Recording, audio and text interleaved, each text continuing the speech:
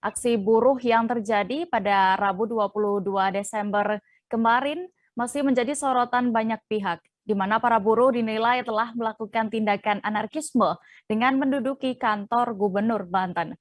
Buntut aksi yang dilakukan oleh oknum buruh tersebut pun, kuasa hukum Gubernur Banten melaporkan oknum buruh ke Mapolda Banten. Bagaimana proses pelaporannya akan disampaikan rekan Ahmad Tajudin, jurnalis dari Tribun Banten di sana. Halo rekan Tajudin. Halo rekan Dea dan Tribuners.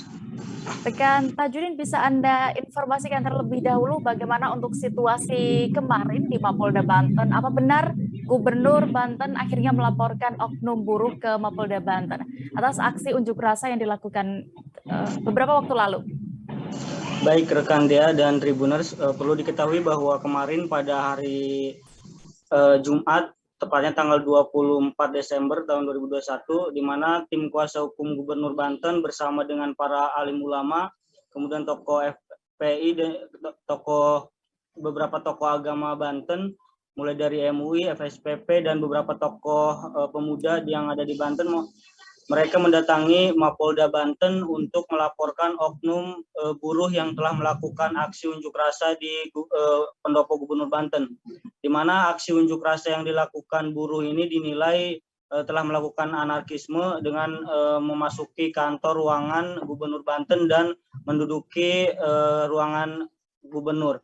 Sehingga kemarin pada hari Jumat kemarin beberapa tokoh agama dan tokoh ulama juga mendatangi Mapolda Banten untuk melaporkan oknum-oknum yang telah viral videonya di beberapa sosial media kemarin, ya. Lalu bagaimana tanggapan dari kuasa hukum Gubernur Banten atas persoalan dengan buruh tersebut? Baik, untuk respon dari pihak kuasa hukum sendiri bahwa Gubernur Banten dalam hal ini selaku Gubernur Banten merespon kaitannya aksi tersebut, di mana menurut Asep Gubernur Banten menghargai hak-hak yang diutarakan oleh serikat buruh untuk menyampaikan terkait penetapan upah. Akan tetapi hal-hal yang dilakukan buruh itu menurut Asep dengan memasuki kantor ruangan gubernur dan melakukan aksi anarkis, sehingga hal itu ada beberapa poin-poin yang ia sampaikan ke Mapolda Banten bahwa telah memenuhi unsur pidana, di mana dalam hal ini pihak kuasa hukum sendiri menilai bahwa tindakan yang dilakukan oknum buruh ini telah melanggar beberapa pasal, mulai dari pasal 170 KUHP tentang pengerusakan, kemudian ada juga dinilai bahwa para buruh ini telah sah melanggar pasal 207 KUHP, yaitu tentang penghinaan terhadap penguasa atau dalam hal ini Gubernur Banten. Kemudian selain itu juga Asep menilai bahwa secara sistematis ada unsur penghasutan dalam aksi buruh kemarin, di mana para buruh ini tidak biasanya hanya memberikan aspirasi atau menyampaikan aspirasi hanya di depan pendopo gubernur, tetapi ini sampai masuk ke ruangan gubernur, dan beberapa pasal-pasal lainnya termasuk pasal ITE yang disampaikan ke Mapolda Banten, dia. Lalu bagaimana tanggapan dari pihak Polda Banten, rekan Tajudin?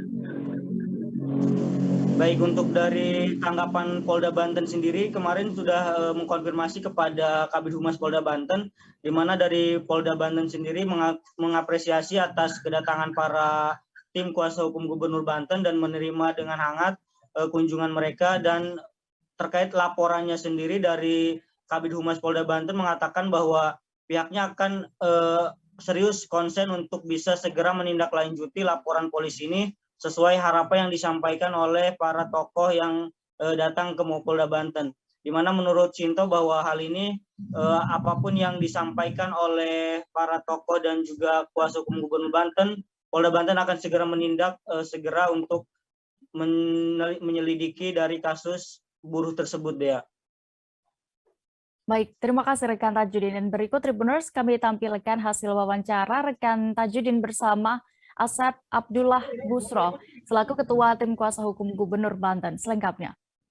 Kaitan dengan peristiwa kemarin, berkaitan dengan aksi unjuk rasa yang dilakukan oleh serikat buruh yang telah melakukan tindakan pelanggaran hukum pada prinsipnya bahwa Bapak Gubernur pada prinsipnya menghargai hak-hak daripada serikat buruh untuk menyampaikan pendapat, menyampaikan aspirasi berkaitan dengan upaya untuk kenaikan upah.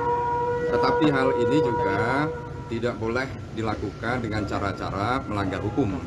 Dan kita sudah berdasarkan inventarisasi terhadap seluruh fakta-fakta hukum yang ada, ini kita ada indikasi dugaan ada tindak pidana pengerusakan melanggar pasal 170 KUHP, kemudian juga ada tindak pidana karena sudah masuk ke ruangan gubernur di mana beliau merupakan representasi dari pemerintah pusat dalam konsep otonomi daerah, dan kemudian ada tindakan-tindakan yang melanggar hukum.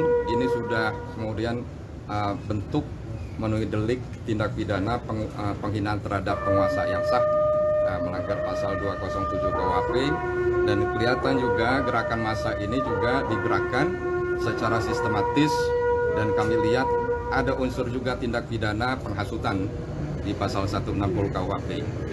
Selanjutnya kami juga dari tim kuasa hukum melihat berbagai rangkaian video yang viral di media dalam bentuk video-video pada saat di ruang lokasi gubernur, pada lokasi aksi unjuk rasa, dan karena ini bentuknya dalam bentuk video, maka kami juga melaporkan dalam konteks delik tindak pidana khusus pelanggaran pencemaran nama baik dan juga berkaitan dengan penghinaan dalam konteks undang-undang ITE.